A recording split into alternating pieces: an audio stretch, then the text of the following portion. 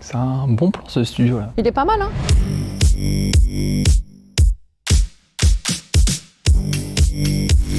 Salut les amis, salut les Lucettos. Et oui, ça y est, la commu elle est baptisée Lucettos. Aujourd'hui, on fait une battle de journalistes, mais une battle friendly. Très bien. Ouais, parce qu'on reçoit Hugo Décrypte. Salut cher confrère. Salut, ça va? Ouais, très bien. Je suis trop contente que tu sois là. On Ravi s'était aussi. vu chez McFly et Carlito. Ouais. C'était hyper sympa. Mais vraiment, je suis super contente qu'on soit ensemble. Petite question, est-ce que c'est vrai qu'il y a des gens qui t'appellent Monsieur Décrypte? Oui. Non mais même, alors c'est intéressant, c'est que même quand je fais des reportages, par exemple à l'étranger, les gens eux ne se doutent pas que décrypte veut dire quelque chose, donc là ça arrive tout le temps. C'est pas mais vrai. même en France, je reçois régulièrement des bonjour monsieur décrypte avec le plus grand sérieux et c'est assez drôle à voir. Donc, Et tu effectivement, réponds bien sûr. Et je réponds évidemment, Ouais. évidemment. En tant que décrypteur, je vais répondre et non, ça arrive quand même assez souvent. Ouais. Bon, en tout cas, nous, on n'est pas concurrents, on est plutôt complémentaires. Je suis super contente qu'on Ravi soit aussi. ensemble. On va parler évidemment journalisme, mais pas que ça, loin de là, évidemment. Il y aura aussi des moments où on va rigoler et des surprises. On commence dès maintenant. Sur le premier épisode, j'ai offert des t-shirts, mais alors totalement kitsch, à Big Flo et Oli. Parce que tu sais, c'est leur passion. Ouais, Ils ont j'ai des suivi t-shirts, ça. Ouais. Voilà, ils ont des t-shirts horribles et je peux te dire qu'ils étaient bien horribles. Très bien. Toi, à ton avis, je vais t'offrir quoi? Alors, si c'est pas un t-shirt, qu'est-ce que ça peut être? Je sais pas. Alors là, j'en ai strictement aucune idée. On va t'offrir ce Ah, magnifique non, incroyable. waveboard. Attends, ah non. Ah, là, c'est quelque chose. Tu vois? Donc littéralement, je vais me marcher dessus et te marcher Eh ben dessus. c'est ça, j'allais dire, Quand je vais faire tu peux marcher sur la tête sans problème, mais tu es obligé de C'est marcher sur la magnifique. tienne aussi, tu vois. C'est donc, une belle invention. Alors ça, c'est vrai que c'est une passion importante qu'il faut remettre au goût du jour. Ouais. Vraiment parce que c'est une façon de se déplacer. Moi, je vois des gens, tu sais, avec les roues, Les trucs à une monoroues, roue, là, là. Ah c'est ouais, quelque ouais, chose. non, ouais. Je trouve ça trop dangereux leur histoire. Ça, c'est vraiment quelque chose de C'est très magnifique. performant et très intéressant. Et je pense, en plus comme ça, je pense ça peut se commercialiser comme ça, je pense. Bon, pense allez, on lance une trend. Il y a un On est concept. parti, on lance une trend Ouais. waveboard, mais waveboard personnalisé. C'est magnifique, c'est un très bon style. Je vous remercie pour le cadeau. Bon, Incroyable, voilà, première surprise, il y en aura d'autres, je te préviens. ça promet. Je te rappelle le concept de l'émission. On regarde d'anciens reportages d'Envoyé spécial. Allez, je me trompe en plus, la totale. Et on fait bien sûr un react. Évidemment, avec l'équipe de Desrush, on a choisi des reportages qui vont te parler particulièrement à toi. On commence avec un reportage sur les premiers blogs. Est-ce que tu en avais un, toi, un blog? J'avais un blog, j'avais un site où j'écrivais des articles sur le sport. Je sais pas si je parlais de blog, mais en gros, ça revient au même. Et avant ça, j'avais même, je pense plus des sortes de, c'était pas un skyblog, mais des trucs où j'écrivais avec des amis et tout. Donc ouais, j'ai connu ce truc-là. Mais juste au passage, tu sais que je suis trop content de faire ce format avec react, toi. Ça me ouais. fait trop plaisir qu'on Ouais. fasse ça ensemble. Mais même le côté réaction comme ça à des reportages, j'adore passer du temps à regarder des archives de reportages, d'émissions et tout. Donc ouais, je suis très content de découvrir les Écoute, trucs. tu verras, parce que ce qui est sympa, c'est qu'il y en a des assez anciens, il y en a des plus récents. Trop bien. Et en tout cas, là, nous, on a essayé de trouver si tu avais des blogs. Tu as dû faire le ménage parce qu'on n'a rien trouvé. Oh, putain, heureusement, j'ai eu peur quand tu m'as dit. Rien. Le début de la phrase m'a fait un petit. Très bien. Là, c'est un reportage qui date de 2005, donc tu vois quand même, ça a plus de 20 ans sur les tout premiers blogs. Il est signé Roger Motte. On y va, vas-y, sur le buzzer. Et ça pose quand j'appuie ou comment ça fonctionne? Évidemment. Notre histoire commence dans un placard, quelque part à Los Angeles. Ce soir, la Californie s'embouteille et prend l'eau. Mais notre homme, c'est sûr, sera fidèle au poste, chevillé à son clavier. Avant même d'atterrir, nous connaissions toutes ces journées. C'est de l'illustration, c'est vraiment le. c'est vraiment le- Pour de vrai, tu vas voir. Incroyable. Et j'aime bien le ton. Notre plongée dans l'univers du blog ne pouvait se faire sans ce théoricien du genre. Chez lui, la passion confine à l'addiction. Et Tony Pierce mérite d'être vu en chair, en os et en pyjama. Il s'est pas dit je vais bien m'habiller pour le reportage, il s'est Pas dit du je tout. reste tel quel. Non, je blogue la moitié du temps en pyjama. L'autre moitié, je blogue au boulot. Et ils n'autorisent pas les pyjamas là-bas. J'adore le fait d'en parler en verbe. Je blogue matin, midi, soir. Mais c'est ça. Et je blogue au boulot. Je blogue au boulot. Que tout le monde peut lire et commenter. Aux États-Unis, certains appellent les blogueurs des journalistes en pyjama, et Tony Pierce en est l'archétype flamboyant. En écrivant chaque jour sur sa vie, il a C'est trop drôle parce que c'est trop intéressant parce qu'il y avait déjà la question du parallèle de genre. Là, on disait les blogueurs, c'était les journalistes en pyjama. Ouais. Mais comme là, il peut y avoir est-ce que les youtubeurs, ça peut être des journalistes? Et dès le début, je trouve qu'il y avait ces questions. Tout de suite. C'est trop intéressant. C'est incroyablement narcissique le blog. Mais après tout, c'est pas si grave. C'est pas si grave une fois de temps en temps, une fois par jour, d'être fier de ce qu'on est. En gros, c'est j'existe. Pour mieux guider les novices qui voudraient s'essayer au blog et accessoirement au pyjama à carreaux, notre théoricien... Il y a l'effort, quoi. Comment bloguer? Par Tony Pierce. Numéro 1, écris chaque jour. Numéro 2, si tu crois que tu écris bien, écris 2 fois par jour. 3, n'aie pas peur de parler de quoi que ce soit. En fait, si tu as peur de quelque chose, parle-en encore et encore. C'est un peu la culture du moi-je quand même, non? C'est ce que j'allais dire, c'est qu'en fait, avant que tu lances le sujet, je pensais que ça allait être un sujet, comment dire, qui montrait un peu les prémices du journalisme potentiel sur les réseaux. Et en fait, ce que ça montre, mais c'est aussi via ce que lui dit, hein, c'est pas le journaliste qui dit, c'est clairement sa parole, c'est plus les prémices des réseaux sociaux. T'es d'accord? Et ouais, c'est fou. Là, tu te dis que quand tu vois ça, en fait, lui, il parlait de sa vie tous les jours, Ouais. tu peux raconter n'importe quoi, tout est intéressant, etc. C'est exactement ce qu'on voit sur les réseaux sociaux. T'en penses quoi de ça, justement, toi, du tout est intéressant? Je pense que tout n'est pas forcément intéressant. Par contre, je pense que tout le monde a un besoin et une envie de s'exprimer. Et je pense que c'est pas quelque chose de nouveau en soi. Je pense que c'est quelque chose peut-être de profondément humain. On a tous peut-être une part d'ego ou de choses de ce point de vue-là. Le quart d'heure de célébrité? Ouais, je pense que c'est une réalité. Je pense que d'ailleurs, cette question de quart d'heure de célébrité, elle est plus actuelle que jamais, évidemment avec les réseaux sociaux, mais encore plus avec les réseaux sociaux tels qu'ils sont aujourd'hui. Parce que C'est-à-dire? TikTok, par exemple, c'est une plateforme où tu peux du jour au lendemain, mais quand je dis du jour au lendemain, ça peut être ta première vidéo et tu peux faire 10 millions de vues, C'est ça. et le lendemain faire 0 vue. Et parce que l'algorithme, en fait, va juste se dire, est-ce que cette vidéo peut intéresser du monde?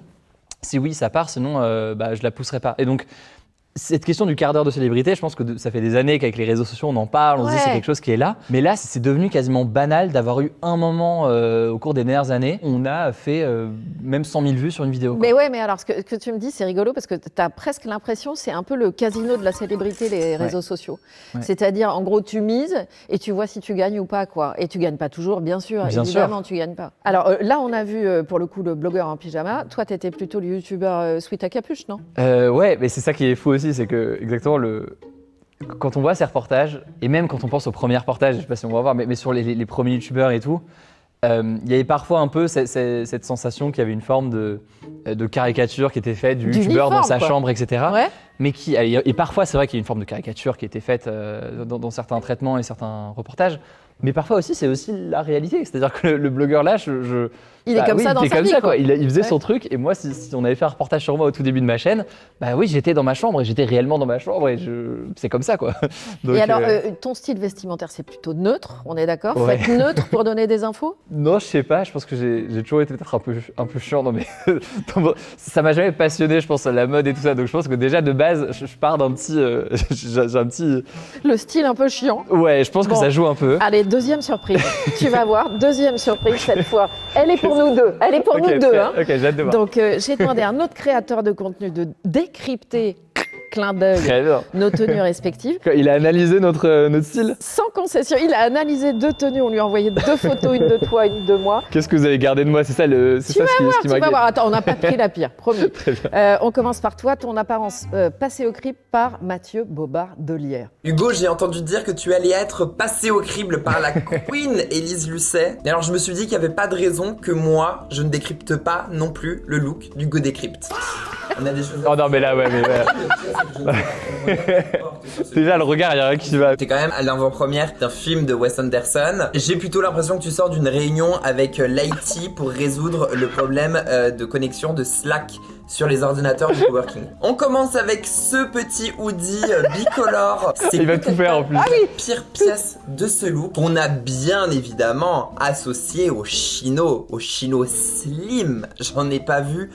Non, c'était il y a quelques années. Là, il y a une déformation. Je suis d'accord avec toi. Imaginez cette silhouette avec une paire de chaussures. J'aurais forcément mis cette paire de Veja. Je pense que c'est le modèle V12. Alors moi, je fais vraiment une aversion des Veja. Je suis vraiment désolé. Pour moi, c'est vraiment. C'est écolo pourtant les Veja. On critique pas les Veja. Moi, je suis d'accord. Disons que je fais pas trop confiance à ces gens-là. Et bien évidemment, si je vous dis paire de Veja, vous me répondez. Apple Watch. Là, je lance un message international à tout le monde, tous les hommes surtout. Beaucoup. L'Apple Watch n'est pas un accessoire de mode, encore moins un accessoire esthétique. C'est moche, c'est très utile. Allez, allons-y. Allez. Mais c'est moche. Pour une avant-première quand même de Wes Anderson, Quand je même. vais donner une malheureuse note de 3 sur 10. Franchement. 3 sur 10. Non, en vrai, mérité. Tu sais qu'en plus, quand je me disais, mais quelle photo est-ce que vous allez choisir, je pensais à celle-là, parce que ça, c'est le genre de photo. Ah bah qui tourne partout, non Tu vas à une avant-première. Bon, j'étais peut-être pas le mieux apprêté pour une avant-première, mais tu vas à une avant-première en te disant, trop bien, je vais voir un film qui a l'air en plus trop bien. Et tu t'entends pas au photocall, Ouais, quoi. voilà, je me dis, avec un peu de chance, juste, je m'installe et je vais voir le film, quoi. Bah ouais. Bah, que nenni, tu passes devant un truc où il y a Photocall, des dizaines de journalistes, Bah ouais. de photographes, ouais. journalistes en tout cas, qui sont là et qui te disent, non, faut quand même passer devant. Et Voilà. il faut sourire. Voilà, il faut sourire. Et là, tu sais pas ce que t'entends tu fais. Hugo, parce que t'en as un à droite, Ils un à sont, gauche. ils sont, et ils sont chauds. Je pense qu'on a déjà ouais. fait. C'est intense à vivre. Bon. Et donc, Et autocritique, franchement, c'est justifié, c'est mérité. J'ai rien à dire là-dessus. Je comprends entièrement. C'est chino vrai que terminé. ouais, bah ça c'est sûr Slim, que j'en porte je peux plus. dire. Ouais, en tout cas, les slims comme ça, c'est sûr que j'en porte plus depuis longtemps. Là, ça, c'était French Dispatch, c'était il y a peut-être 4-5 ans. Bon, je sais pas si ça justifie quoi que ce soit, mais en tout cas, ça remonte un peu. Bon, je vais pas te laisser C'est tout seul dans parfait. cette galère. C'est incroyable. Mais Élise Lucet, vous n'allez pas être en reste. Parce que moi, j'ai juste envie de faire un cache investigation spécialement sur ce petit foulard. Ouais, ça me choque pas, moi, je trouve ça bien. Ah bah lui, Que vous qui avez fait une enquête exclusive, trouvez ce petit bout de tissu ultra coloré qui ce fait truc moche. mal aux yeux. Mettez vos lunettes de soleil. Tout le monde. Très jolie veste par ailleurs, Ah, très bien merci. structurée. Je l'aime beaucoup. Elle a pas dit ça pour mon. Ouais. ma veste, hein. Mais vous vous êtes dit, je vais hop mettre une petite dose de lumière, une petite dose de soleil. Ça c'est ma touche pop. Ce petit foulard. Alors là, le doigt dans l'œil. Chère Élise, mon T'es conseil, dit quoi, là au lieu de De toute façon, vous ouais. sauver les meubles grâce seulement à ce petit foulard, je vous conseille d'avoir des tenues peut-être un petit peu plus... Oh, j'ai pas envie de dire affriolantes, mais un petit peu plus chill. ouais, Pour ce look, regarde. ma chère Élise, je vais Voilà. vous donner la note de... Allez, 4,5, 5. Désolé. C'est sûr. m'en sors T'as la moyenne. Je m'en sors un petit peu mieux. Bon, on lui dit merci à Mathieu quand même. Franchement, non mais oui, franchement c'était hilarant et très drôle. Bon. Et je découvre ses vidéos, mais Ah, c'est tu connaissais pas. enfin, j'ai Il est- dû déjà le voir passer. Ouais, et je trouve il ça est excellent. drôlissime. Donc, On relance le reportage allez, sur les avec plaisir. blogs. Alors, je te préviens, cette fois, on va découvrir d'autres blogs plus terre à terre. ok. J'ai même envie de te dire, plus pommes de terre. On voit. J'adore. Sur son blog, Caroline raconte ses recettes, les petits trucs qui rendent la cuisine plus facile. Le billet du jour s'intitule « Les pommes de terre spéciales frites font-elles de meilleures frites que les traditionnelles patates Grave question. Les spéciales frites sont meilleures pour faire les frites. Or, moi, j'en doute. Et personnellement, j'ai déjà testé, j'ai pas raffolé. On est en quelle année? Les charlottes. Là, on est toujours en 2005. Les spéciales frites. » Tant que ça mijote, revenons à son site justement, le Culinotest de Miam. Oh, le site il est. Ouah, la DA aussi c'est. T'as vu, ouais, la DA. Et voilà le principe du blog. Des articles courts que l'on publie soi-même, sans autre intérêt que le plaisir. Les visiteurs peuvent laisser des commentaires. À tout instant, Caroline connaît son audience. Radis, foie Au début, gras. j'avais quoi, une trentaine de visiteurs par jour.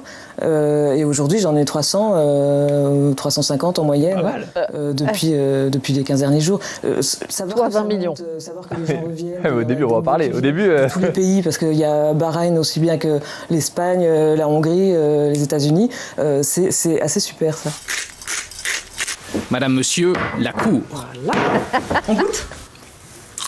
Les plans et tout, il y a une recherche artistique Ah dans ouais, le écoute, reportage. il est hein. pas mal ce J'aime bien, reportage. ouais. Et les autres? Les bruits de bouche et tout. C'est vrai qu'ils ont mis le micro. Allez, faites tous Ah les ouais, bruits là, carrément. de frites un peu. Je crois que je préfère les spéciales frites. Ah ah, on a appris un truc. Là, elle parlait des chiffres, elle disait qu'elle avait quelques dizaines ou centaines de personnes qui regardaient. Il y a quand même quelque chose où je trouve qu'on perd au fil du temps la mesure de ce que c'est 100 personnes ou 1000 personnes qui vont regarder ou lire un contenu, mais ça reste quelque chose évidemment qui reste immense, quoi. Et donc ce que je veux dire, c'est que moi je me souviens du début de ma chaîne, avant même ma chaîne, pardon, j'avais un site internet qui s'appelait Radio Londres où j'écrivais Ouais. des articles. Oui, oui, où Et- tu donnais et je donnais les aussi des- résultats des présidentielles avant tout le monde. Aussi, pareil. C'était pas mal, moi je te suivais déjà à l'époque. Hein. C'était assez marrant à faire. Mais donc, justement, quelques mois après la présidentielle, donc je venais de rentrer en seconde et j'avais créé un site pour écrire des articles. Et je me souviens je crois que j'ai une photo en plus de moi au moment du lancement. Lancement du site, je le partage du coup sur tous les réseaux, sur Twitter, sur tout ça. Et à l'époque, il y avait eu un pic à 100 personnes, je crois, sur le site. Et c'était hallucinant. Je me disais, mais il y a 100 personnes là qui regardent le site, qui sont en train de lire peut-être des articles. Et tu trouvais ça génial. Et je trouvais ça fou parce que c'était. Quand moi j'écrivais des articles avec des amis ou quoi, je prétendais pas que des gens allaient potentiellement le Et consulter. Je le disais pendant le reportage, là t'en es à 20 millions en gros de followers sur tous tes réseaux. Ça change quelque chose ou est-ce que est-ce que tu avais le même sens de la responsabilité, la même envie de faire bien avec 100 personnes qui te regardaient qu'avec 20 millions? Ou est-ce que là il y a un poids de responsabilité où tu dis waouh, faut pas que je me plante? Oui, je ressens plus le poids, la pression, on met le mot qu'on veut, mais parce que je suis conscient de cet impact-là et donc je sais que la moindre erreur ou la moindre, je sais pas, la moindre chose qui est pas claire ou je ne sais quoi, les conséquences sont de fait aujourd'hui beaucoup plus importantes. Et en même temps, c'est normal du coup que quand il y a des problèmes ou des erreurs ou je ne sais quoi, ça me retombe sur moi. Et franchement, c'est normal, c'est partie du jeu aussi. Et c'est, en vrai, c'est tout à fait logique, quoi. Donc, mais c'est vrai que c'est important. Alors, t'es pas tout seul aujourd'hui. On va regarder un moment où t'étais presque tout seul. Premier JT avec ton frère, t'as 11 ans, on est en 2008. Là, grosse responsabilité. Hein. Là, avant de présenter, tu tremblais là. Je pensais aux gens qui allaient écouter, je me disais attendez, faut quand même, on a tout fact-checké et tout, enfin c'était quelque chose. Regarde. Bonjour et bienvenue à ce journal. On va tout de suite démarrer avec des faits divers. Et un peu de déco, un fait divers assez bizarre, c'est à l'homme dans le 29, dans le 59 pardon. Allez, je me trompe en plus, la totale. Sarkozy, qui vient d'avoir sorti son 3e album, il est déjà dans les bacs. Il est déjà dans les bacs. L'équipe de France masculine d'épée est devenue mercredi championne. Non, en plus, on n'avait pas le mobilier pour, donc vraiment, c'était une difficulté immense. C'est juste génial de voir ça, non? Toi, tu faisais ça quand t'étais pas du jeune, tout. Moi, je voulais être volcanologue. Alors, tu vois, complètement raté. J'ai raté ma carrière. Et regarde, on a retrouvé des photos de toi. Là, je crois que t'as 6 ans. Là, j'entrais au lycée. Là, c'était Radio Londres. Tout simplement en train d'annoncer les résultats de la présidentielle. Et là, je crois qu'en fait, ton père, il avait une radio associative, ouais, c'est ça enfin, il bossait dans une radio associative, du coup, tu en faisais avec lui. Alors ça, c'était trop bien. En fait, ce qui est fou, c'est que ça fait partie des métiers où, rétrospectivement, je peux dire que j'ai, entre guillemets, toujours voulu faire ça, que j'ai toujours été présent. C'est fou quand même. Hein. Et en même temps, ce qui est fou, c'est que c'est des métiers, je pense que je fais partie d'une génération qui a eu la chance d'avoir accès, je sais pas, au caméscope du papa ou de la maman potentiellement, du matériel, les tout premiers smartphones éventuellement. Donc, on a eu aussi des outils pour créer des choses. Et moi, c'est que dans mon entourage, je suis peut-être parmi mes amis proches un des seuls journalistes, mais tous mes amis autour de moi ont eu à un moment donné une caméra dans leurs mains, ils ont fait des films, ils ont fait des choses. Et on en revient à la question de la création, c'est que quand tu as des outils quand même qui sont là, tu peux très vite faire des choses et ça, en fait, ça donne... Mais ça a libéré complètement parce que moi, très franchement, je les ai vus, l'arrivée des caméscopes, des Walkman et tout ça. Et c'était mais vraiment inaccessible pour nous avant. Et quand c'est arrivé, ça a tout changé. Tout le monde s'est mis à filmer, tout le monde s'est mis à enregistrer des trucs, tout le monde s'est mis après à mixer, à faire des choses différentes. Enfin, ça y est, ça ouvrait des champs, quoi. C'est ça qui est super bien. Moi, je suis comme toi, en fait, j'ai pas fait d'école de journalisme. J'ai été formée sur le tas, comme on dit. Mais moi, j'aime pas cette expression parce qu'en fait, j'ai été formée avec des vrais pros. D'ailleurs, je salue Francis. Salut Francis Gauguin. Et alors là, si tu veux bien, parce que comme je suis pas toujours sympa avec toi, je suis pas toujours sympa avec moi, on va voir mon premier duplex. Donc là, c'est pour quelle chaîne? Là, tu sais, on est à France 3 Caen. Ok. Et je dois avoir 20-21 ans, à mon avis, pas plus que ça. Je peux te dire, je les ai à 0. Enfance difficile, problèmes familiaux importants, scolarité interrompue. À 23 ans, Jean-Michel Rebourg compte déjà 17 condamnations sur son casier judiciaire. Le portrait des psychiatres n'est pas plus brillant. Rebourg est un impulsif, un déséquilibre. Enfin, je lis mes notes quand même. Hein. Oui, bah... oui, mais franchement, c'est... Ouais, non, ça va, parce que la première fois, on m'a ressorti ça, je me dis, mais ça va être cata. Et je les avais, mais à 0. Non, tu peux refaire un truc, tu peux redemander au gars qui faisait les analyses de style de refaire... Ah oui, non, là, parce que t'as vu, j'avais mis un collier de perles pour faire genre sérieuse, tu vois. Genre, j'ai 21 ans, je mets un collier de perles, ça fait plus sérieux. Je suis devant le palais de justice, faut pas déconner. Attention. Parce que je pense que j'en mettais jamais des colliers de perles, donc je sais pas pourquoi j'ai un collier de perles. D'un coup, il fallait trouver un truc. Mais non, mais par contre, tu vois, il y a un truc intéressant, c'est que YouTube, t'as quand même des codes qui étaient nouveaux. Et donc, comment dire, moi, quand je suis venu avec un ton, je pense que j'avais pas le ton d'un reportage de télé parce que j'avais pas le faire en fait pour dire les choses. Donc j'avais un ton qui était bien, pas bien. Je pense au début il était pas bien, mais en tout cas il était là. Toi, tu as réussi quand même à avoir un ton qui pourrait rentrer dans un cadre de reportage. Donc journaliste. T'avais des gens qui t'apprenaient ce. Même si t'as pas fait l'école journaliste. Tu sais, moi j'ai commencé par la radio, donc la radio c'est hyper formateur. Ouais. Et je pense qu'après, j'avais tellement envie, j'adorais ce boulot.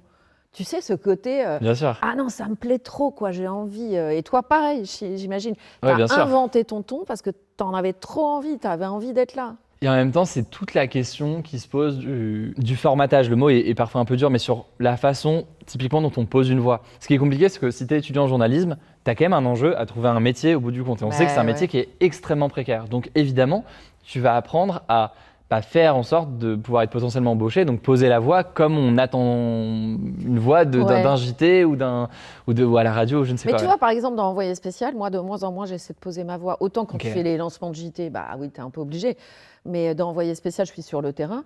Et c'est tout l'inverse. On fait le travail inverse de déformater la voix et de reparler comme on parle dans la vie, en fait. Mais c'est dur parce que parfois, moi, ça m'arrive de retomber par réflexe dans mon ton de vidéo YouTube. Et j'ai des potes qui me disent, c'est genre, mais là, tu nous fais. Parfois, quand je raconte une histoire, quand j'explique quelque chose à des potes, parfois ils me disent, mais là, on a l'impression qu'il nous fait une vidéo, quoi. D'un coup, je prends mon ton et je me dis, c'est pas possible, faut que j'arrête, faut que je ressorte de ce truc-là et que je redevienne normal, entre guillemets, quoi. Donc, on relance le reportage, on y va, toujours sur les blogs. Et tu vas voir, là, c'est un moment différent. Regarde, c'est le 5e pouvoir, donc là, on parle politique. Très bien, je sais pas si je dois appuyer, si jamais. Vas-y. La voix de Charles Johnson est posée, ses manières aimables, tout le contraire de son blog. Sur celui-ci, Little Green Football, un site politique fier de près de 80 000 lecteurs au quotidien, on se préoccupe de la menace islamiste. Le montage. Haut et fort son gouvernement, et l'on se méfie de ces médias qui se croient tout-puissants. Si une entreprise de presse estime aujourd'hui qu'elle a un scoop suffisamment important à un moment un peu chaud, elle le sortira au mépris des règles de précaution journalistique, sans vérifier l'information auparavant. Et ça, les gens en ont marre. Charles Johnson et quelques autres blogueurs ont fait tomber l'une des figures du journalisme.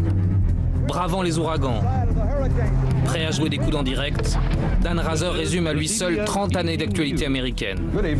Présentateur du journal de CBS et de l'émission 60 Minutes, lui et ses équipes révèlent en pleine campagne que George Bush aurait profité de passe-droit durant son service militaire en 1962. La preuve, un document de l'époque. Après avoir diffusé ce reportage, ils ont mis les documents à consulter sur Internet, où tout le monde pouvait les télécharger. Je les ai téléchargés, et dès que j'ai ouvert les documents, j'ai réalisé que les caractères du texte avaient été tapés sur un ordinateur. En aucun cas, ils ne pouvaient dater de 1962, parce que bien sûr, à cette époque, on utilisait des machines à écrire, et pas des ordinateurs. C'était aussi simple que d'ouvrir les documents à partir du site de CBS et de se rendre compte que quelqu'un était en train de diffuser une fausse rumeur en pleine campagne présidentielle. C'est un scandale. Les blogueurs, puis les médias conservateurs relaient amplement l'information. Très vite, CBS est obligé de revenir sur son scoop. À ce moment-là, CBS News et notre journaliste croyaient pleinement en la validité du document. Ce soir, après une enquête plus approfondie, nous ne pouvons plus en garantir l'authenticité. Dan Rather présentera ses excuses en direct. Quelques semaines après, il annonce qu'il cède sa place de présentateur. Charles Johnson dit avoir désormais des milliers d'informateurs aux États-Unis. Pour lui, le blog peut renverser l'ordre établi. J'imagine que c'est une révolte contre l'institution. Une sorte de grand prolétariat s'élevant contre les tsars. Les tsars de l'information. Je ne pense pas qu'un blogueur puisse être une source d'information crédible. Je pense qu'il peut s'agir d'une source, mais d'une source comme les autres, qui doit être vérifiée. C'est la hantise de tout journaliste, hein, ce qui arrive à Dan Rather. C'est sûr, c'est sûr. C'est horrible, quoi.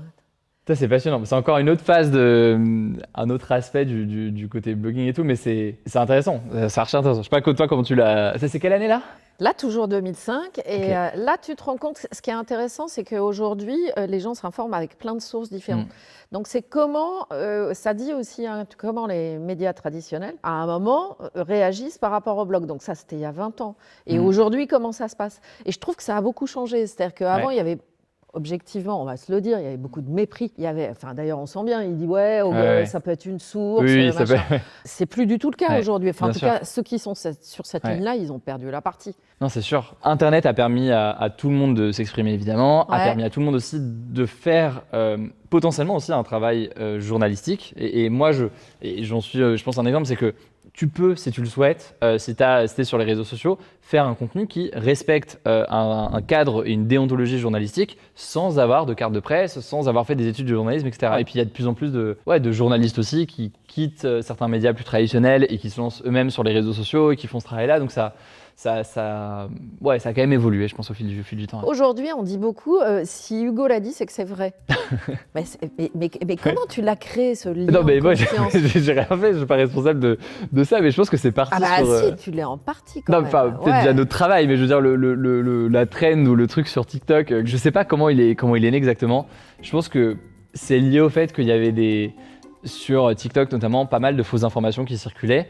Et on va en parler, on faisait le choix de fact-checker certaines choses et d'en faire des vidéos. Et donc, quand parfois des nouvelles choses apparaissaient, je voyais des commentaires apparaître, des gens qui disaient « Tant qu'Hugo l'a pas confirmé ou l'a pas dit, j'y crois pas, quoi. » Ce qui est évidemment après une très grosse responsabilité. On pourra en parler, on a déjà parlé un peu, mais on pourra en parler pendant longtemps. Mais ouais, ça met une petite pression aussi derrière. Ouais, il y a une pression derrière, il y a un lien de confiance qui est hyper important parce qu'il faut le préserver, ce lien de confiance. C'est vachement... moi, je vois souvent les gens dans la rue, ils me disent ouais, Madame Lucet, allez-y, continuez, on est derrière vous, on vous fait confiance et tout. Bon, ouais, c'est une responsabilité. Puis en même temps, c'est super bien d'avoir ça derrière qui te pousse à aller plus loin. Enfin, c'est un super moteur aussi, c'est les deux. Et puis je pense que c'est... Non mais t'as raison, je pense que à la fois c'est un moteur et à la fois, ce que je dis souvent, que ce soit à mon équipe, c'est que cette confiance-là, elle est précieuse, mais elle se perd aussi très vite. Mais comme dans la vraie vie, comme dans un couple, dans une relation amicale, une confiance, elle se perd très vite. Et pour la reconstruire après, ça peut être laborieux, voire impossible. Et parfois, il y a des choses où il y a eu une erreur dans un média, ou une erreur chez un journaliste, ou dans une émission, qui a, parfois pour des années, ou parfois pour toute une génération, créer une image ou un truc. Et parfois, c'est un peu cruel parce que je veux dire, ça reste un métier qui est humain, des erreurs. Alors parfois, il y a des erreurs qui sont graves, mais il y a des erreurs qui peuvent arriver. Ça reste un métier qui est humain et l'important, c'est de le reconnaître, de le corriger, de faire tout ça. J'allais dire, dès que tu le reconnais, dès que tu te dis, bah ouais, on est des humains, on fait aussi des erreurs, et dès que tu dis, bah oui, ça peut nous arriver, mais on a fait une erreur, on s'excuse, on vous présente des excuses, on vous redonne la bonne info. Et on voit les dysfonctionnements et on change ce qu'il faut changer dans l'organisation s'il faut. Process, mais c'est assez impressionnant. Donc ouais. Alors moi, ce qui m'intéresse, c'est ce que tu disais sur TikTok, là, quand on dit si Hugo le dit, c'est que c'est vrai. Tu disais qu'en même temps, sur ces mêmes réseaux, il y a des fake news. Et donc, je me dis, mais comment il fait pour publier sur des réseaux où il sait qu'il y a ces infos et des fake news? Est-ce que c'est un dilemme ou pas?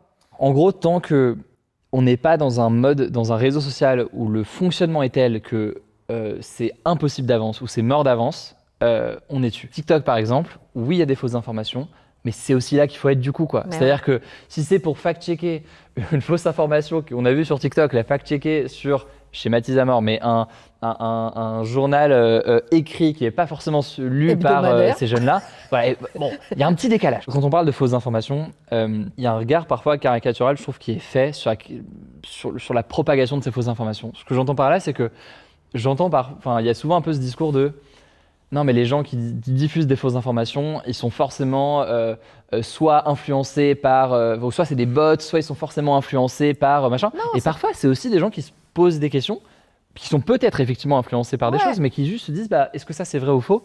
Je suis preneur d'avoir une vérification de ça, quoi. Non, ouais, bien sûr. Alors, on redonne un chiffre quand même qui est intéressant. Hein. C'est une fake news, ça se véhicule 6 fois plus vite qu'une info vérifiée. C'est quand même important de le dire. Et on redit un truc qui est assez simple, c'est que souvent les fake news, elles jouent sur quoi ? Elles jouent sur l'émotion. Là où nous, on est sur l'information. Tu sais, il y a un moment où tu vas regarder une vidéo, tu fais « Waouh !» Et tu as envie de le faire, tu fais « Attends. » Et en fait, ils ont envie que je le fasse. Je réfléchis 2 secondes, je me pose et je sais pas, je vais vérifier grâce à Hugo Décrypte. Non, mais c'est des réflexes qui sont importants. Et puis c'est un truc aussi plus large d'éducation, à la fois d'éducation aux médias, mais plus largement en fait d'éducation à l'esprit critique. Se dire, dans tous les cas, mais quel que soit le discours, tu peux faire face à un discours politique, à un discours d'un média établi, à un discours d'un créateur de contenu, à un discours de quelqu'un dans la rue. C'est intéressant de se poser à chaque fois la question de qui parle dans quel cadre. Et quand je dis ça, je suis pas en train de dire, si vous suivez la chaîne, du coup, vous devez tout prendre. Ouais, esprit critique, voilà, quoi qu'il c'est arrive. intéressant. C'est intéressant même pour nous de se dire, ok, sur notre chaîne, quel sujet est-ce qu'on traite, sous quel angle, est-ce qu'il y a des choses qui peuvent être traitées différemment par différents médias, il y a différentes lignes éditoriales qui existent. Et ce que te dit ta commu, de temps en temps, ils peuvent te dire, tiens, t'aurais dû traiter ça et tu peux faire un... Et parfois, ils ont raison. Parfois, on se dit, merde, j'avoue, on a merdé là-dessus, on aurait dû le traiter de cette façon, ou alors il y a tel sujet qu'on n'a pas abordé qui est important. Il faut tous qu'on soit à la fois, qu'on soit dans ce regard critique permanent, je pense que c'est ça. Regard critique, surtout, y compris sur soi-même. Exactement. C'est ce que tu Exactement, dis, hein. je pense, ouais. Alors là, on va parler à la fois d'une vraie surprise, d'une vraie passion. Voilà. Et parce que c'est encore une surprise après ce magnifique waveboard et le décryptage évidemment, de ta tenue. Ma première passion, le waveboard. De ta tenue vestimentaire. Il y a un autre truc que tu aurais pu faire, je pense, c'est du handball. Ah oui. Comme moi. Ouais. Ah ouais. Oui, mais c'est vrai, tu m'avais dit. Tu m'avais dit. Et les droits tous les deux, handball à fond. Mais vraiment, moi, j'adorais ce sport. Incroyable. Quel poste tu m'avais dit Ailier droit. Ailier droit. J'étais arrière droit. Et pivot de temps. Bah toi, on aurait pu. On aurait pu faire des passes décisives. On aurait pu être dans la même équipe. Bon, t'étais un peu grand. T'aurais pu faire un basket aussi. Hein. Alors là, je sais que je suis à fond sur le basket en plus depuis 2-3 ans. Mais ça m'étonne pas, 1m95, ouais, fastoche. Alors nous, on a voulu te faire une petite surprise. On a un message d'un des meilleurs dans ce domaine. On peut dire que c'est un costaud, on peut aussi dire que c'est un expert. Incroyable. Oh, incroyable, énorme. Hello Hugo, c'est Nico. Je sais qu'on s'est croisés plusieurs fois, mais officiellement, voilà, je te félicite. Je te remets le trophée du handballeur le plus connu au monde. Avant, c'était peut-être moi. Ça me fait un petit peu mal au cœur, mais félicitations. Non, plus sérieusement, bravo pour tout ce que tu fais. Le fait de rendre l'info, la vraie, accessible au plus grand nombre. Les millions de followers, de reach, d'abonnés que tu as, c'est assez impressionnant. Comme tu as monté tout ça tout seul, le fait d'entreprendre ça aussi, c'est assez inspirant. Donc bravo pour tout ça. Et à très bientôt et merci de porter haut les couleurs du hand français. Très bien, incroyable. Tu sais que déjà ça fait trop plaisir. Merci pour cette surprise, ça fait vraiment trop plaisir. En plus, c'est vraiment, moi c'était mon idole quand j'étais petit. Et non, c'est fou, ça fait trop plaisir d'avoir ce petit mot de. Et alors je peux te dire qu'en plus ça s'est fait en 2 secondes. Je lui ai dit est-ce que tu veux bien, parce que je l'avais reçu moi dans le 13h, j'ai dit est-ce que tu veux bien faire une vidéo pour Hugo? Mais ouais, bien sûr, évidemment, trop sympa et tout. Non, il est trop sympa, il est très très content de cette vidéo. Allez, on tourne la page, on est plus sérieux, on va parler politique. On regarde un extrait qui va te parler. On voit comment les politiques se sont emparés des réseaux sociaux. J'ai l'ordi derrière, on est en quelle année là? Attends, tu vas voir. Et comment des politiques se sont emparés des réseaux sociaux pour gagner des élections. Alors là, on va parler de Barack Obama, élection présidentielle américaine. Et elle, tu vois, c'est la sœur de Mark Zuckerberg, le patron de Facebook. C'est elle qui en parle le mieux. C'est encore un extrait d'Envoyé spécial. Écoute, tu vois, c'est passionnant. Chez Facebook, c'est la sœur de Mark Zuckerberg qui a été chargée de suivre la campagne. Et la jeune femme a bien du mal à cacher sa fierté. J'aime penser que Facebook a eu un impact significatif sur l'élection. Donc quoi, 2007 là, 2007-2008 2008, je crois. Enfin, je crois pas, j'en suis sûre. C'est une partie importante de l'électorat qui soutient activement un candidat et qui mobilise tous ses amis. Et vous êtes fiers de ça? Je suis super fière. Et Randy a même une surprise pour nous. Vous voulez voir la page de Sarkozy? Ah oui, on aimerait bien. Ah, notre président. Elle vous plaît? Vous aimez la page? Ah oui, elle est top. Le président de la République française sur Facebook. Alors, qui est derrière la page de Nicolas Sarkozy? Eh bien, ce n'est pas lui. Tous les mercredis matins, au siège de l'UMP, une étrange réunion de jeunes militants. Il y a quelques mois, ils ont eu l'idée de créer la page du président. Sur Facebook, c'est la course aux amis entre les hommes politiques. Et Nicolas Sarkozy en a de plus en plus. Déjà 26 000. Une compétition de la plus haute importance. Supporters. 26 000 supporters. À deux doigts de venir avec des ultras en tribune. Et 26 000 supporters. C'est qui l'homme politique, à ton avis, qui gère le mieux les réseaux sociaux aujourd'hui en France? En France, bonne question. Je réfléchis. Je te dis, il y a eu Obama-Trump aux États-Unis, il y a Bardella, Macron. En fait, c'est marrant parce qu'ils n'ont pas tous la même utilisation. Alors, c'est vrai que l'utilisation de TikTok a été très intense du côté de Jordan Bardella et de Gabriel Attal aussi. Oui, c'est vrai. Avec des choses parfois qui sont méconnues mais qui ont une influence. Qu'est-ce que tu veux dire? Et qui passent sous les radars. Ce que je veux dire par là, c'est que la question de l'espace commentaire, par exemple, des TikTok et des vidéos. Quand vous êtes sur TikTok, si tu regardes sur TikTok une vidéo, constamment, enfin moi systématiquement, si je regarde une vidéo jusqu'au bout, je vais regarder les commentaires. Et du coup, ces espaces-là sont des terrains importants parce que si une vidéo fait 5 millions de vues, l'espace commentaire risque de faire au moins, je dis n'importe quoi, 1 ou 2 millions de vues. Donc, c'est des espaces qui sont massifs. Et ce qui est fascinant, c'est que certains politiques, j'ai vu Gabriel Attal le faire, mais j'en ai vu d'autres aussi de d'autres partis politiques, qui sont très présents dans les commentaires, qui parfois des commentaires qui n'ont rien à voir avec eux ou rien à voir, ou sont même pas leur propre vidéo à eux. Ah oui, d'accord. Mais ils commentent, ou leurs équipes, j'imagine, ils commentent des choses. Et c'est fou parce que c'est un exemple de choses qui est parfois pas bien soupçonnée et qui pourtant a une influence énorme, même quand on parle de la question, tu vois, des bots, tu vois, ou d'ingérence étrangère dans le cadre d'élections. Je trouve qu'on sous-estime la question de l'espace commentaire parce que c'est quelque chose qui est quand même massif. On pense beaucoup à la question de propagation de fausses informations ou autre, mais il y a aussi parfois la possibilité pour un groupe, un pays ou autre de se dire, ok, cette vidéo-là, on va spammer avec des milliers de commentaires, des commentaires dénigrants sur la vidéo. Et donc en fait, moi, potentiellement, j'ai tombé sur des commentaires en me disant, ah bah c'est des commentaires authentiques, alors que non, c'est orchestré pour influencer mon opinion. Ouais, et tu veux dire que c'est vachement plus discret, mais que ça peut avoir un impact tout aussi important. Bien sûr. Parce qu'en fait, là, tu remets pas en cause la crédibilité. Là, tu dis, ok, c'est pas des bots, c'est pas organisé. Et en fait, si, c'est organisé. Exactement. Et c'est un truc, quand on a sorti une bande dessinée sur la Russie il y a quelques mois, j'avais fait une vidéo pour annoncer notamment ça, et qui portait sur la façon dont Vladimir Poutine voulait un peu réhabiliter un empire russe. Et bref, on faisait une vidéo d'analyse là-dessus. Et c'était fascinant parce qu'on publie la vidéo, et quelques heures après, on a des milliers de commentaires de bots. Mais alors, est-ce que c'est des robots ou est-ce que c'est des gens, des humains organisés? En soi, j'en sais rien. Mais par contre, ils étaient clairement organisés et il y a eu un afflux de commentaires dans la seconde. Alors, on va y revenir sur ta BD sur la Russie tout à l'heure. Là, vraiment, je voulais te parler de tes interviews politiques. Je pense à ta première interview politique. Oh non, alors là, ça va être tout jeune avec Bruno Le Maire. Regarde, tu vois, voilà. Et si je te dis... Putain, je suis français. Ouais, j'en suis là. Quoi waouh. Oui. On peut le regarder, ça fait longtemps que je l'ai pas vu. Regarde. N'importe quel petit Américain, putain, être Américain, c'est la classe. Il est fier. Ça a mal vieilli aujourd'hui, cet extrait. N'importe quel Français, dans n'importe quelle école de France, se disent putain, je suis français. C'est la classe. Déjà, tu vois ma chaîne. Ah, t'es d'accord, on te sent un peu genre... C'est la classe. Bon, déjà, je vais pas dire de bêtises, peut-être 19 ans. C'est la première fois que je fais des interviews politiques. Ouais. Donc déjà, j'ai appris beaucoup en le faisant. Il y a plein de choses que je ne ferai jamais de la même façon. Déjà, être sur un canapé avec un politique. Elle date de 2016, tu vois. Ouais, déjà être sur un canapé avec un politique, je ne ferai pas. La façon dont je préparais aussi mes questions, c'est vrai que depuis, j'ai appris que oui, une interview politique, ça se prépare au sens où il y a ta question, t'anticipes la réponse, t'anticipes la relance. Tu le sais, là aussi, je pense beaucoup mieux que moi. Donc moi, j'apprenais là-dessus. Mais là, au moment où il me dit ça, je sais que j'ai un moment de... Gênant. Qu'est-ce qui se passe? C'est quoi ce truc? Et c'est pour ça que je me remets sur mes notes en mode genre, oula. Et attends, on se ment pas, il y a rien de pire que d'essayer de faire jeune, non? Oui, mais c'est ça en fait, c'est ça aussi le truc, c'est que... Si t'es pas naturel, si tu commences à sortir... Enfin, je sais pas si c'est son équipe de com qui lui a dit t'as qu'à dire ça, c'est vachement bien et tout. Mais surtout, parce que l'interview était quand même... C'est la classe. Sérieuse, c'est-à-dire que l'interview, je me souviens plus, mais c'était même pas les candidats à la présidentielle, ils étaient candidats à la primaire de la droite à l'époque. Oui, tout à fait, ouais. Et en fait, les questions étaient des questions de fond. Et je pense que c'est pas le seul à être venu en se disant « Ah, c'est YouTube, donc ça va être léger ou ça va être je ne sais quoi ». Et après, finalement, être sorti en me disant « Ah, en fait, c'est des questions de fond dessus, quoi. » Alors, encore une fois, je pense que j'aurais pu être bien meilleur sur les interviews, mais c'était les premières. Non, mais attends, c'était il y a 10 ans, t'as 18 ans, sois un peu indulgent avec toi-même, quand même.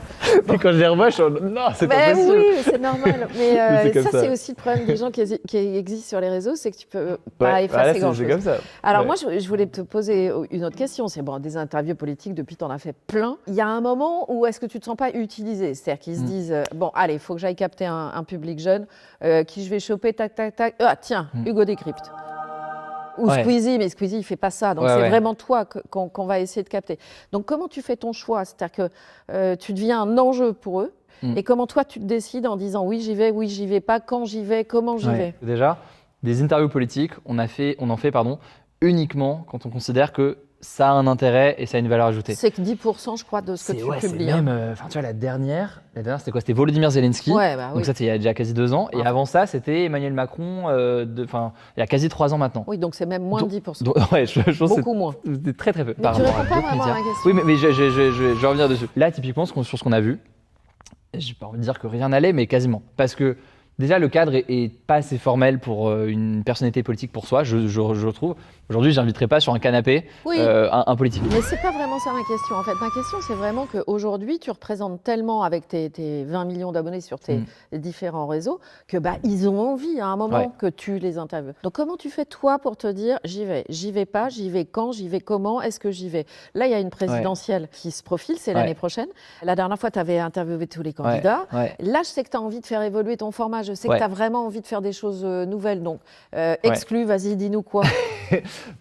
Non, mais déjà, je pense que l'élément le plus important du coup, dans ce qu'on dit là, c'est... Ne pas être utilisé. Ouais, mais du coup, comment est-ce qu'on fait en sorte de ne pas être utilisé? C'est on définit un cadre, et si eux ne sont pas d'accord avec ce cadre, on ne le fait pas. Et donc, c'est très simple, mais je prends le cas de la présidentielle de 2022. Il y a 1 ou 2 candidats qui ne sont pas venus, et notamment parce que le cadre ne leur convenait pas. Soit ils voulaient quelque chose de différent des autres candidats, soit ils voulaient je ne sais quoi. Je leur dis, tant pis, on ne fera pas cette interview, c'est pas vous qui décidez, et on ne fera pas l'interview. Sur la présidentielle en 2022, on avait une approche qui portait que sur le programme et sur le fond, ce qui est évidemment un élément intéressant quand on parle d'une élection présidentielle, mais il manquait, je trouve, certains aspects, notamment sur toute la dimension de fond des différents courants de pensée politique, des différentes idéologies, ces éléments en fait de contexte. De contexte finalement sur les pensées politiques et de compréhension qui sont essentielles quand on parle de qu'est-ce que la gauche, qu'est-ce que la droite, qu'est-ce que l'extrême droite, qu'est-ce que tout ça. Je pense que c'est une dimension qui est importante à avoir sur ces sujets. Mais c'est vrai que tu vas faire des formats là-dessus qui vont permettre d'éclairer aussi, en gros, tu auras les programmes, les familles politiques, d'où ça vient, l'idéologie, et donc tu pourras te faire vraiment ton idée. Je sais que dans ce qu'on veut proposer, je veux qu'on s'assure de se dire qu'il y ait quelque chose de complet, entre guillemets, pour ceux qui nous suivent. Parce qu'encore une fois, on sait qu'on est suivi par beaucoup de monde, parfois des gens qui suivent essentiellement notre chaîne, donc je veux qu'on ait ce... Après, on est encore sur la réflexion sur la façon de le faire, mais... Bon, alors maintenant, si tu veux bien, on a pas mal rigolé. Bon, là, on va moins rigoler parce je vais te montrer une période plutôt sombre, à la fois d'un métier et d'un pays. C'est l'exercice du journalisme en Algérie. On est en 1995. Alors, c'est les années noires, c'est les années du GIA, groupe islamique armé. Le pouvoir est extrêmement dur aussi. Et pour notre métier, ça a été vraiment un moment super dur. Être journaliste en Algérie à ce moment-là, c'était tout simplement risquer sa vie. Et on va regarder le destin notamment de Nasser, qui était rédacteur en chef du Soir d'Algérie. C'est un reportage de Thierry Tuillier et Bruno Giraudon. Je te l'ai dit, on est en 1995. T'es pas encore né. Nasser est condamné à mort, comme tous les journalistes algériens. Il témoigne visage caché. Les confrères me le disent, je suis un peu peureux, donc j'ai très peur, vous savez. On ne se sent pas dans la peau de quelqu'un prêt à mourir. Moi, je ne suis pas prêt à mourir. Je mène mon combat au quotidien, mais je n'ai pas envie de mourir. Je prends énormément de précautions pour aller voir mes enfants. C'est ça, ce qui nous manque, la chaleur familiale aussi. Rédacteur en chef du Soir, Nasser doit rejoindre sa rédaction en plein centre d'Alger. Ce jour-là, il est accompagné de 3 de ses confrères. Pour Nasser, c'est le moment de la journée le plus redouté, le plus meurtrier aussi, pour beaucoup de ses amis journalistes. À chaque fois, on change d'itinéraire. Ça fait partie des mesures de sécurité que nous prenons, bien sûr. C'est changer de voiture. C'est pas toujours la même voiture qui vient nous chercher. L'arrivée à la Maison de la Presse, où la plupart des journaux ont regroupé leur rédaction, a été surnommée le couloir de la mort. Une rue étroite, en plein quartier populaire, un piège dans lequel est tombé, il y a 2 semaines, un nouveau journaliste. Il y a des moments où on craque, ça c'est clair. Quand vous apprenez la mort d'un ami, l'assassinat d'un ami, vous sentez votre tour, on ramène le confrère ou la consoeur au niveau de la Maison de la Presse, et à chaque fois, moi j'ai l'impression d'assister à mon enterrement. Fort. Alors, c'est fort. Un peu dur. Ouais. On pense à nos confrères au Mexique, en Iran, en Ukraine, bien sûr. Moi, je leur tire souvent un coup de chapeau. Toi aussi, j'imagine. Oui, bien sûr, bien sûr. Parce que moi, on me dit, Madame Lucet, vous faites un métier dangereux. Oui, c'est ce que j'allais dire, c'est que on parlait tout à l'heure de cette pression de je ne sais quoi, mais c'est incomparable par rapport à 1000 autres journalistes qui sont dans des zones de guerre au quotidien, qui sont parfois dans des zones où d'autres journalistes ne peuvent pas entrer, qui risquent leur vie littéralement tous les jours. Toi, c'est pas dans la même situation, évidemment, moi non plus. Mais on peut dire que le Kremlin, c'est pas vraiment tes copains quand même. Non, je pense qu'ils sont pas forcément fans pas forcément fan de ta BD. la chaîne et de la BD notamment. Alors vendu qu'on a à fait. 100 000 exemplaires. Là. Ouais, on est content du. C'est super. Ouais, on est content. L'histoire de la Russie, comment on en arrive à Vladimir Poutine, c'est pas évident, quoi. C'est pas simple, mais je pense que le côté BD était quand même une bonne façon de le bon faire média. et de l'amener. J'étais content de pouvoir le faire dans ce cadre-là, et ouais, les retours sont très positifs, donc on est. Alors pas au on est Kremlin. content. Sauf au Kremlin, mais encore une fois, c'est que ce que tu disais, surtout après avoir vu ce reportage-là, c'est que oui, enfin moi j'ai reçu, mais c'est pas nouveau, dans le passé depuis le début de la chaîne, des menaces de mort, des intimidations en tout genre, mais il y a aussi quelque chose, il y a deux choses déjà. Toi, t'as eu ça? Oui, j'ai déjà eu des choses de ce type-là. Ce qui est. Pourquoi? Parce que parfois il y a des contenus qui plaisent pas, mais ça arrive encore récemment. Alors et tu vois, et c'est ça le pire, c'est que justement, je reste quelqu'un d'exposé, donc c'est quelque chose d'une certaine façon qui protège, et surtout notre média aujourd'hui ne fait pas de l'investigation. Tu vois, toi tu connais beaucoup plus le sujet, on peut penser là à des gens qui sont sur le terrain dans des zones de guerre, c'est pas mon cas, donc ça montre que si moi... Je pensais pas justement que tu recevrais toi des menaces de mort. Alors vraiment, je ouais, pensais pas. si, c'est déjà arrivé à plusieurs reprises. Je pense que c'est lié encore une fois aussi à l'exposition, et c'est horrible dit comme ça, mais sur 20 millions de personnes qui peuvent suivre ou cette reconnaissance-là, et il peut y avoir quelques personnes qui ont cette volonté de violence ou de haine ou de je ne sais quoi. Mais encore une fois, ce qui est le plus important, je trouve, à montrer là-dessus, c'est que moi, j'ai la chance d'être...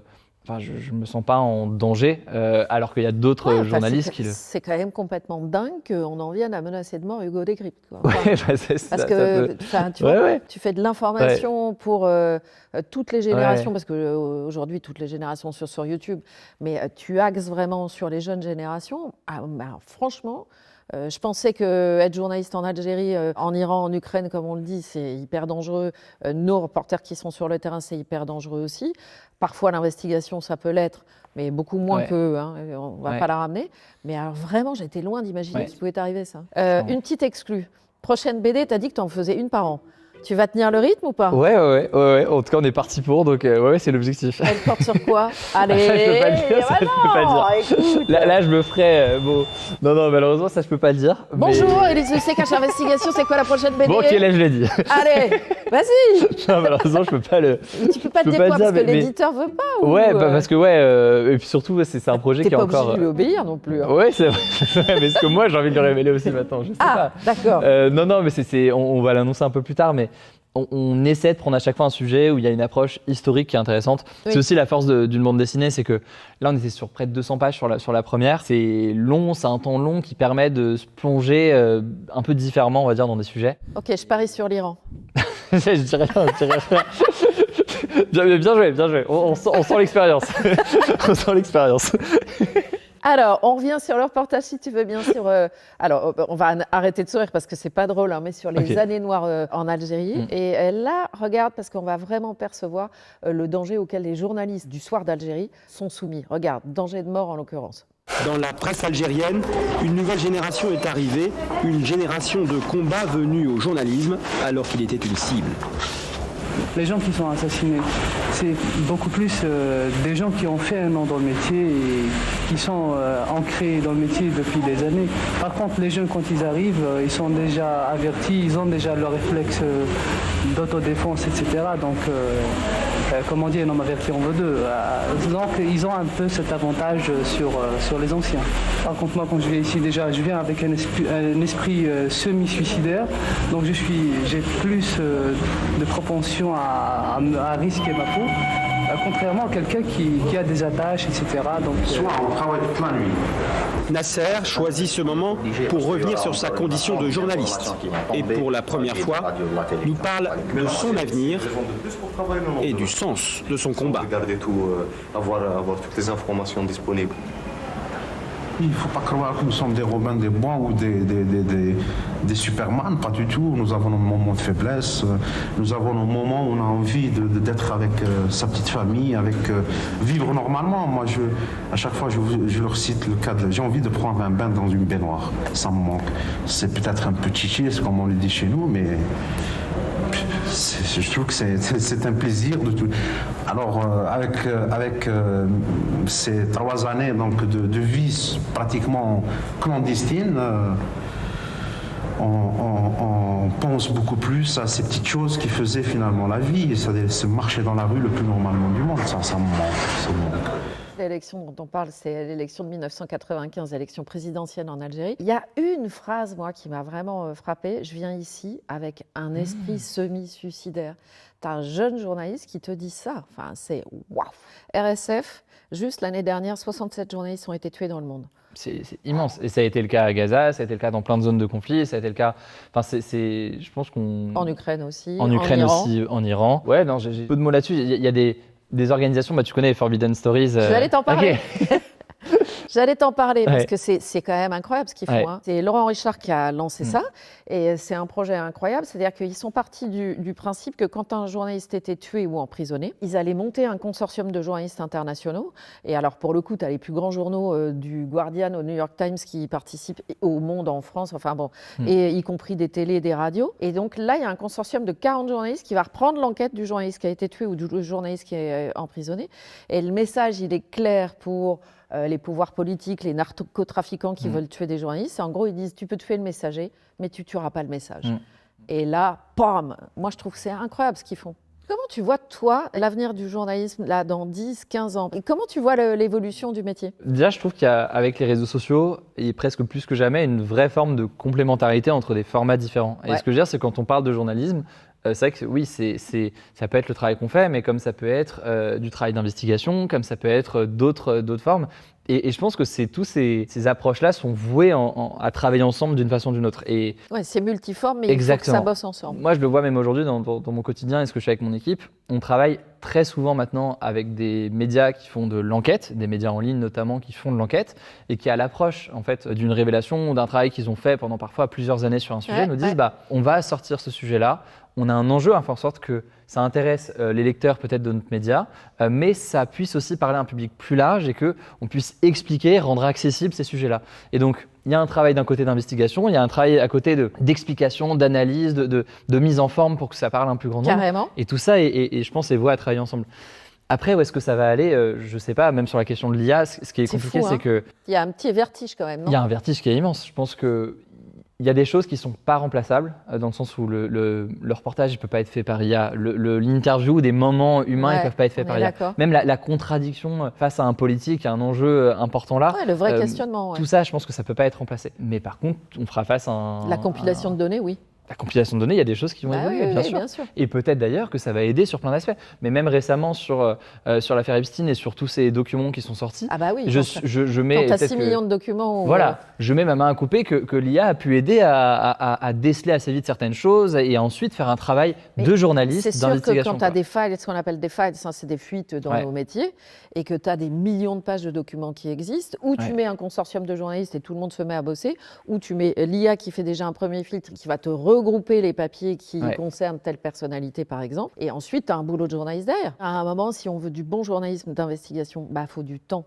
Et donc, il faut laisser le temps aux journalistes de travailler. Il faut que les gens aussi apprennent à être patients. Et c'est pas simple. Et d'ailleurs, encore récemment, là, il y a eu, pas plus tard qu'hier, le New York Times qui révélait que des documents concernant Trump avaient été cachés dans la publication des choses. Voilà, c'est venu. Les documents sur l'affaire sont sortis il y a 2 jours. C'est ça. Et il a fallu 10 jours pour le faire et c'est important de l'avoir fait.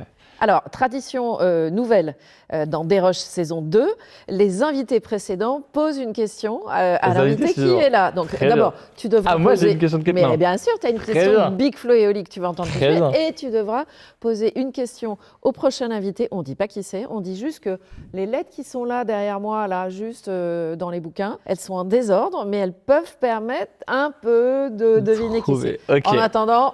La question de Big Flo et Oli. Hugo, ici Big Flo et Oli, j'espère déjà que tu as bien décrypté toute la semaine et tout le mois dernier. Que tu décryptes au quotidien. Voilà. C'est important. La question est la suivante.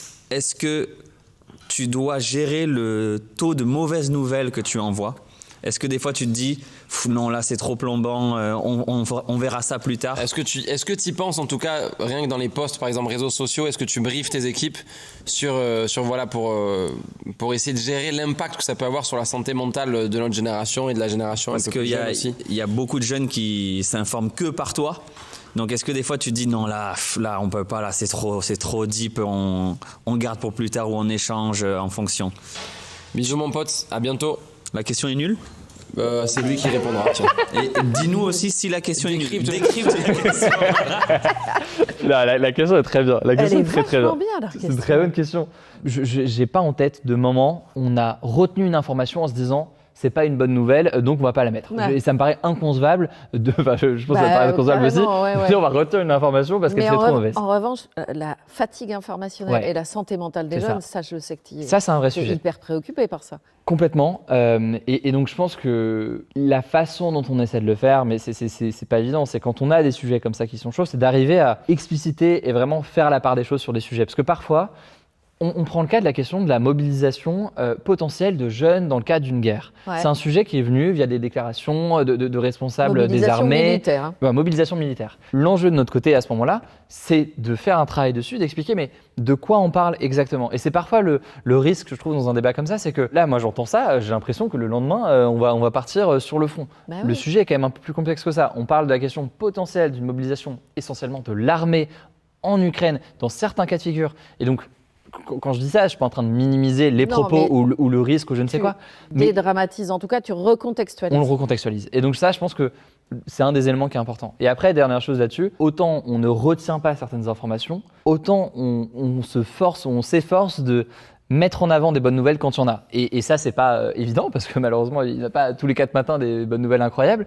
Mais quand il y a des avancées scientifiques, quand il y a des avancées sur tel ou tel sujet, on a un format des bonnes nouvelles de la semaine, on en met régulièrement. Et je dis aussi à l'équipe, si vous en avez, mettez-les, quoi. Et c'est important aussi de montrer qu'il y a des choses qui avancent, des choses qui... Puis sur le même dossier, tu peux avoir une mauvaise et une bonne nouvelle. Complètement. Donc il faut parler des deux. Après, juste dernière question quand même, parce que là, ils abordent un truc qui est hyper important. Je sais que ça te préoccupe, c'est la santé mentale des jeunes. Et franchement, on n'en parle pas assez. Enfin, là, les solutions, elles sont pas là encore. Hein. Elles sont pas là. Et justement, quand j'avais interviewé Emmanuel Macron il y a 3 ans maintenant, il y avait eu justement un échange assez tendu sur le sujet parce que c'était frustrant parce qu'il y avait une forme de décalage entre ce que moi je percevais, mais du fait d'études de Santé publique France, d'un certain nombre d'organismes. Et la réponse, c'est pas évident. Les causes en plus sont multiples. Les solutions sont à la fois nombreuses et à la fois la réalité, c'est que certaines d'entre elles peuvent prendre du temps à être mises en place.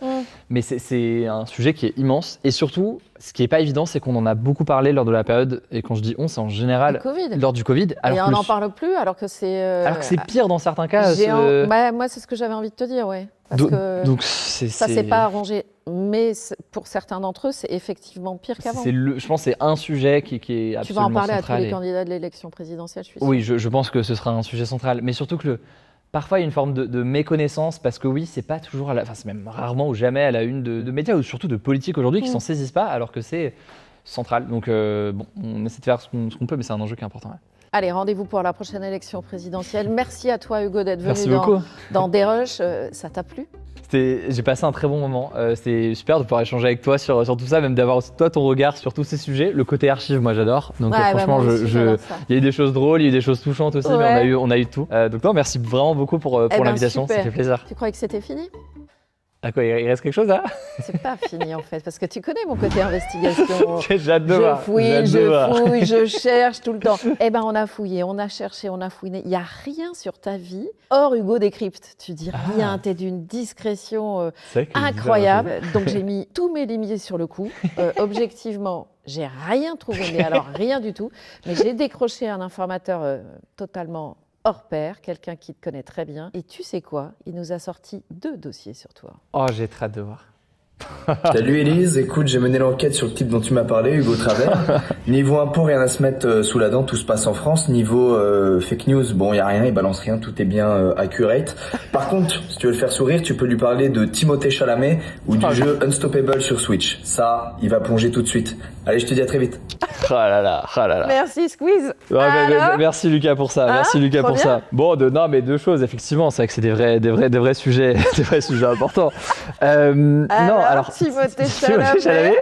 Ce qui était drôle, c'est qu'on était en vacances, il y a quelques jours ensemble pendant une semaine. Je venais de sortir de la projection de Marty Supreme, qui est au cinéma en ce moment. J'ai une potentielle interview qui était en cours. J'ai dit franchement le film excellent.